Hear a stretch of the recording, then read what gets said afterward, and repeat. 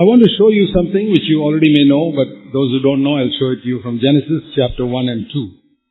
நான் உங்களுக்கு காண்பிக்க விரும்புகிற காரியம் ஏற்கனவே சிலர் அறிந்திருக்கலாம், ஆனாலும் மற்றவர்கள் சேர்த்து நான் அதை காண்பிக்க விரும்புகிறேன். ஆதியாகமம் 2ஆம் அதிகாரம். Chapter 1 and chapter 2. ஆதியாகமம் முதல் அதிகாரம் 2ஆம் அதிகாரம். If you have read Genesis chapter 1, நீங்கள் ஆதியாகமம் முதலாம் அதிகாரத்தை வாசித்திருந்திருப்பீர்களானால் carefully, கவனமாக, you see that God said it was good about 5 times. 5 முறைகள் அது நல்லது என்று கண்டார் என்று வாசிக்கிறோம். I want you to see this. நீங்கள் அதை பார்க்க முடியாது விரும்புகிறேன். Every day, ஒவ்வொரு நாளும் he said it was good. அது நல்லது என்று கண்டார். On the first day, when he made light, it says in verse 4, God saw it was good. 4ஆம் வசனத்திலே வாசிக்கிறோம், வெளிச்சம் உண்டாகிறது என்று சொன்ன பிறகு அது நல்லது என்று கண்டார். On the second day, we read that he separated the waters. In verse 8, the expanse was called heaven. தேவன் ஆகாய விரிவுக்கு வானம் என்று பெயரிட்டார். அந்த நீரையும் ஜலத்தையும் நீரையும் தரையும் இரண்டாக பிரித்தார். And if you notice, he never said it was good. அங்கே அது நல்லது என்று கண்டார் என்று சொல்லப்படவில்லை. That is the only day when he didn't say anything. தேவன் நல்லது என்று கண்டார் என்று சொல்லப்படாத ஒரே ஒரு இடம் இதுதான், அந்த நாள். I tried to think, what is the reason? அது என்ன காரணமாக இருக்கும் என்று நான் எண்ணி பார்த்தேன். And I think the reason is because the devil was cast down from the third heaven to the second heaven, and so he didn't say it was good. பிசாசானவன் அங்கே முதலாம் வானத்திலிருந்து 2ஆம் வானத்துக்கு கீழே தள்ளப்பட்டான். ஆகவே அது நல்லது என்று ஆண்டவர் சொல்லவில்லை. The third day, 3ஆம் நாள், again we read in verse 12. 12ஆம் வசனத்தில் மீண்டுமாய் வாசிக்கிறோம். And then on the fourth day, we read again in verse 18, it was good. 4ஆம் நாள், அதாவது 18ஆம் வசனத்தில் வாசிக்கிறோம், தேவன் அது நல்லது என்று கண்டார். And then we read again in verse 21, 21ஆம் வசனத்தில் மீண்டுமாய் வாசிக்கிறோம், on the fifth day it was good. 5ஆம் நாளிலே தேவன் அது நல்லது என்று கண்டார். And then on the sixth day, 6ஆம் நாளிலே, in the first part of the day, அந்த நாளின் முந்தைய பகுதியிலே, the sixth day there were 2 parts, evening and morning. சாயங்காலமும் விடியற்காலமும் என்று 2 பகுதிகள் உண்டு. They used to count the day from the evening and then to the morning. சாயங்காலத்தில் ஆரம்பிச்சுதான் ஒரு நாளை கணக்கிடுவார்கள், சாயங்காலம் முதல் அடுத்த நாள் காலை வரை. In the evening of which is the first part of the sixth day, ஆகவே அந்த சாயங்காலம் என்பது 6வது நாளின் முதல் பகுதி. he made the animals, verse 24. 24ஆம் வசனத்திலே வாசிக்கிறோம், அவர் விலங்குகளை உண்டாக்கினார். Again verse 25, he said it was good. 25ஆம் வசனத்திலே தேவன் அது நல்லது என்று கண்டார் என்று வாசிக்கிறோம். If you counted it, 5 times he said it is good, it is good, it is good, it is good. நீங்கள் எண்ணி பார்த்தால் 5 முறை நல்லது என்று கண்டார், நல்லது என்று கண்டார் என்று வருகிறது. And then on the sixth day, 6ஆம் நாளிலே, you read in Genesis chapter 2, 2ஆம் அதிகாரத்திலே வாசிக்கிறோம், God made man in verse 7 and breathed into him the breath of life. 7ஆம் வசனத்திலே வாசிக்கிறோம், 2ஆம் அதிகாரம், கர்த்தர் மனுஷனை பூமியின் மண்ணினாலே உருவாக்கி ஜீவ சுவாசத்தை அவன் நாசியிலே ஊதினார். And then he said in verse 18, 18ஆம் வசனத்திலே சொல்லுகிறார், it is not good. நல்லதல்ல என்று சொல்லுகிறார். So it's very interesting to see that. இதை பார்ப்பது மிகவும் சுவாரஸ்யமாக இருக்கிறது. 5 times he said it is good, it is good, it is good, it is good, then suddenly he says it is not good. 5 முறைகள் அது நல்லது என்று கண்டார், நல்லது என்று கண்டார், நல்லது என்று கண்டார் என்று வருகிறது. 6வது முறை நல்லதல்ல. It's like something up there, it is good, it is good, it is good, and suddenly it drops, not good. நாம் பார்த்தால் மேலே நல்லது நல்லது நல்லது திடீரென்று கீழே போய் நல்லதல்ல என்று சொல்வது போல. Then what was not good?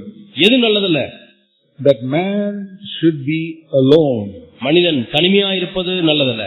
That is the first thing that God said is not good. நல்லதல்ல என்று தேவன் சொன்ன முதல் காரியம் மனிதன் தனிமையா இருப்பது. It's very important to understand that. இதை நாம் விளங்கிக் கொள்வது மிக முக்கியம். It's not good for man to be alone. மனிதன் தனிமையா இருப்பது நல்லதல்ல. I will make him a helper suitable for him. அவனுக்கு ஏற்ற ஒரு துணையை உண்டாக்குவேன் என்றார். And then at the end of the sixth day, 6ஆம் நாளின் கடைசியிலே, we read, நாம் வாசிக்கிறோம், in Genesis chapter 1 again, ஆதியாகமம் மீண்டுமாய் 1ஆம் அதிகாரத்திலே வாசிக்கிறோம், last verse, கடைசி வசனம், it goes so high, it says it's very good now. மிகவும் நன்றாக இருந்தது என்று உச்சத்துக்கு போய்விடுகிறார். It's very interesting to see that. இதை பார்ப்பது சுவாரஸ்யமா இருக்கிறது. 5 times not good, 5 times he says good, good, good, good, good. 5 முறைகள் நல்லது நல்லது நல்லது நல்லது, And then not good. நல்லதல்ல. And as soon as man has got a wife, ஒரு மனிதனுக்கு மனைவி கிடைத்த உடனே and they become a married couple, அவர்கள் திருமணமான தம்பதியராய் மாறிவிட்டார்கள். goes right up to the top and says very good. இப்பொழுது மிகவும் உச்சத்துக்கு போய் மிகவும் நன்றாக இருந்தது என்று சொல்கிறார். So that is the difference that one married couple made to this earth. இந்த பூமியிலே ஒரு திருமணமான தம்பதியர் அவ்வளவு வித்தியாசத்தை உண்டு பண்ணுகிறார்கள். There are many good things. I mean, before sin came into the world, there were many beautiful things on this earth. பாவம் இந்த உலகத்திலே பிரவேசிப்பதற்கு முன்பதாக எத்தனையோ அழகான காரியங்கள் இருந்தது. There were no thorns, அங்கே முட்கள் இல்லை, no wild animals, அங்கே காட்டு மிருகங்கள் இல்லை. everything was beautiful. எல்லாமே நேர்த்தியாக It இருந்தது. was still not very good until there was a married couple. அங்கே திருமணமான ஒரு தம்பதியார் உண்டாகும் வரை மிகவும் நன்றாக இருந்தது என்ற நிலைக்கு போகவில்லை. So that is God's original plan.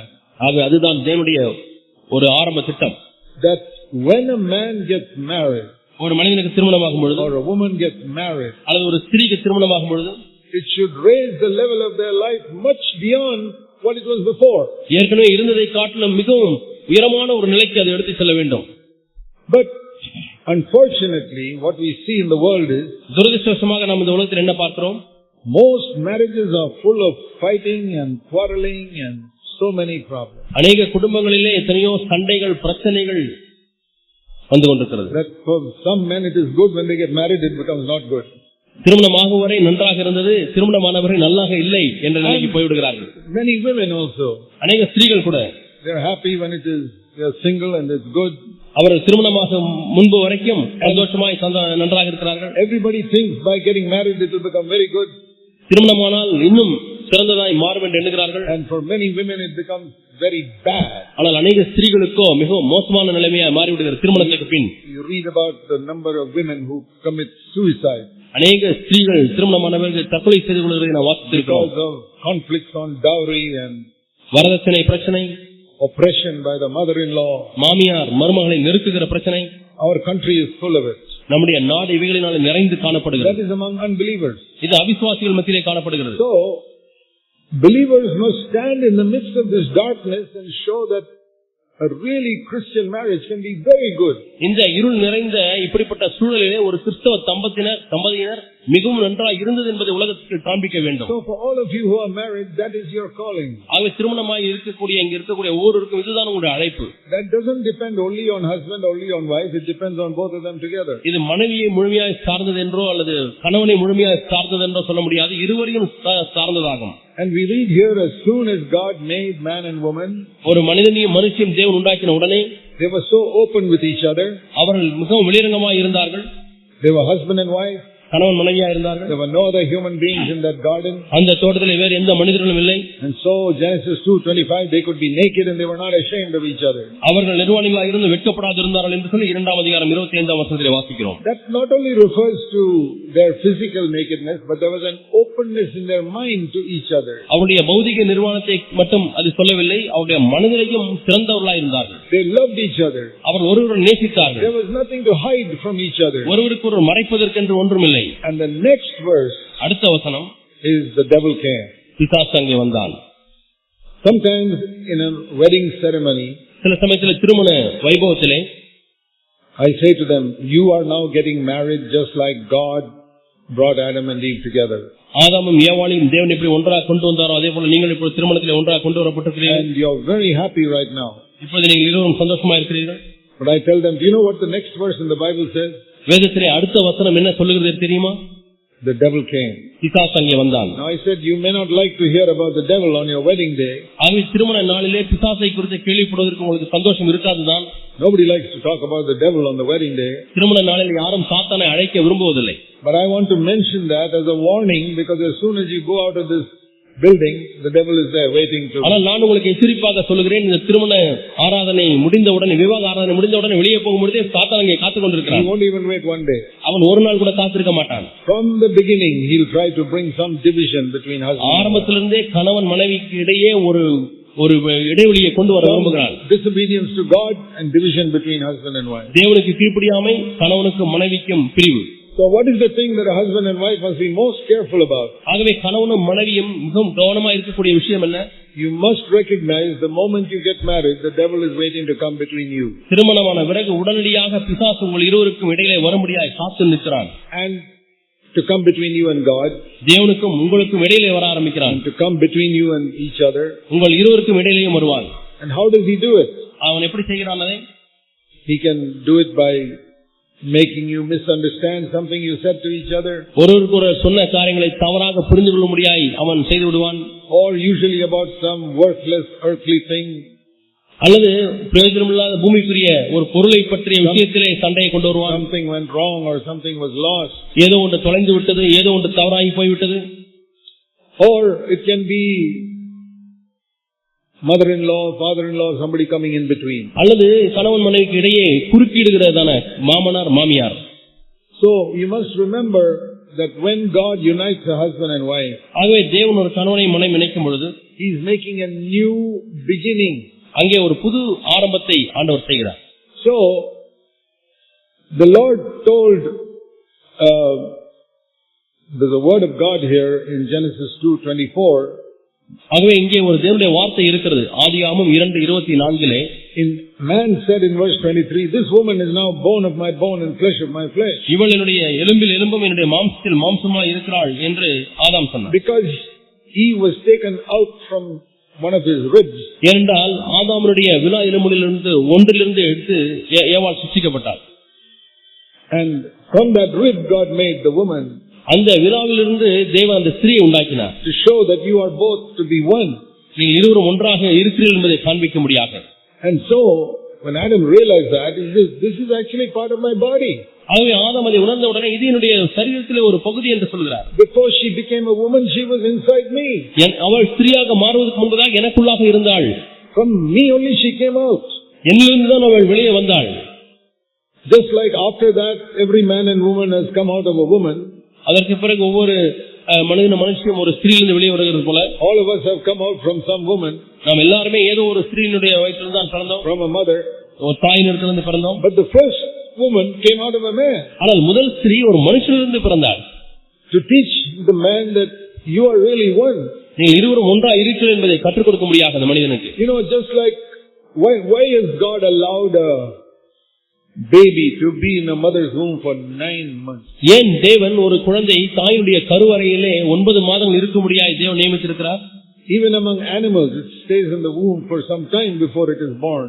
விலங்குகளிலே கூட அந்த குட்டிகள் பிறப்பதற்கு முன்பதாக தாயின் வயிற்றிலிருந்து பிறக்கிறது. Some a few weeks, some many weeks. சில மிருகங்கள் சில வாரங்கள் இருக்கிறது. But you see how, for example, a mother dog, ஒரு நாய், தாய் நாய், even if it's a very nice, a pleasant dog, அது நல்ல நேர்த்தியாய் காணப்படுகிற அழகான ஒரு நாயா இருந்தாலும் any stranger comes near its little ones, it will attack. அந்த நாய் குட்டியின் இடத்துல யாராவது கிட்ட பக்கத்துல வந்தால் ஒரு ரெண்டு குலைக்கிறது. Because it came out of that womb of that dog.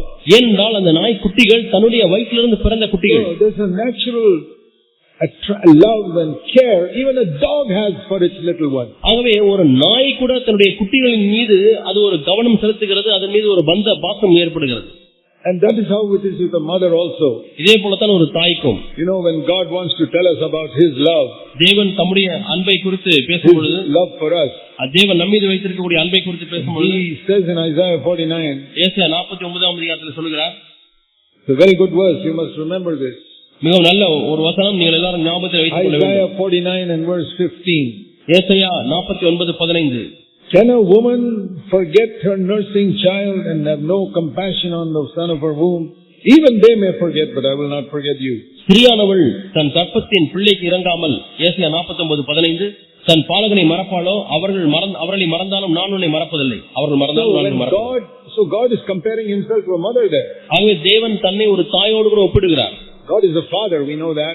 தேவன் தகப்பனாய் இருக்கிறார் என்று நாம் But in அறிந்திருக்கிறோம். this verse He is comparing Himself to a mother. ஆனால் இந்த வசனமானது ஒரு தாய்க்கு ஒப்பிடுகிறது. தேவன் He says, you my children have come out of me, and how can I forget you like a mother can't forget her child? பிள்ளைகளே, நீங்கள் எல்லாம் என்னிடத்திலிருந்து வந்தவர்கள். எப்படி ஒரு தாயினிடத்திலிருந்து வந்த பிள்ளையை ஒரு தாய் மறக்க மாட்டாள், அதுபோல நான் உங்களை மறக்க மாட்டேன். In Genesis 2, that is what Adam was saying. ஆகவே ஆதியாகமம் 2ஆம் அதிகாரத்தில் இதைத்தான் ஆதாம் சொல்கிறார். That if you want to understand Adam's love for Eve at the beginning, ஆரம்பத்திலே ஆதாம் ஏவாளிடத்திலே கொண்டிருந்த அன்பை நீங்கள் விளங்கிக் கொள்ள வேண்டுமானால், you mothers, think of how you felt towards your first child that came out of your womb. உங்களுடைய கருவிலிருந்து பிறந்த முதல் குழந்தை, அந்த குழந்தையை பெற்றவுடன் அந்த குழந்தை மீது உங்களுக்கு எப்படி பாசம் இருந்ததை எண்ணி பாருங்க. You were willing to sacrifice anything to protect that child. அந்த குழந்தையை பாதுகாப்பதற்காக நீங்கள் எதை வேண்டுமானாலும் இழப்பதற்கு தயாராக இருக்கிறீர்கள். That is how Adam felt about Eve that came out of him. இப்படித்தான் தன்னிடத்திலிருந்து வந்த ஏவாளிடத்திலே ஆதாம் உணர்ந்தார்.